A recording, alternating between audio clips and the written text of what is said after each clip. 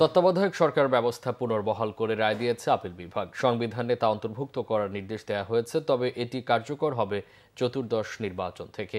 ত্রয়োদশ জাতীয় সংসদ নির্বাচন হবে অন্তর্বর্তী সরকারের অধীনেই আপিল বিভাগ এমন নির্দেশনাই দিয়েছে। প্রধান বিচারপতি সৈয়দ রেফাত আহমেদের নেতৃত্বাধীন আপিল বিভাগের পূর্ণাঙ্গ বেঞ্চ সকালে এই রায় দেয়। আদালতের পর্যবেক্ষণে তত্ত্বাবধায়ক ব্যবস্থা বাতিলের রায়কে কলঙ্কিত বলে আখ্যায়িত করা হয়েছে। গত বছরের ৫ আগস্টের পর তত্ত্বাবধায়ক সরকার ব্যবস্থা বাতিল করে দেয়া আপিল বিভাগের রায় পুনর্বিবেচনা চেয়ে বদিউল আলম মজুমদার, মির্জা ফখরুল ইসলাম আলমগীর ও মিয়া গোলাম পরোয়ার সহ কয়েকজন বিশিষ্ট নাগরিকের করা আবেদনের পরিপ্রেক্ষিতেই এই রায় দেওয়া হয়। এর ফলে সংবিধানের ত্রয়োদশ সংশোধনীর ধারা ৩ দ্বারা সন্নিবেশিত তত্ত্বাবধায়ক সরকার সম্পর্কিত বিধি পুনরুজ্জীবিত হলো।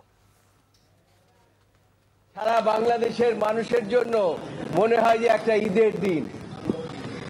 এই ঈদের দিন এই কারণে যে 13th অ্যামেন্ডমেন্টটিকে একজন বিচারপতি রাজনৈতিক উদ্দেশ্য প্রণোদিতভাবে তিনি এই রায়টি দিয়েছেন এবং এমনভাবে বাতিল করেছেন যে তিনি সরকার যেভাবে অ্যামেন্ডমেন্ট করেছেন আর রিটায়ারমেন্টের পরে তিনি সেইভাবেই তিনি সেটা বাতিল করেছেন।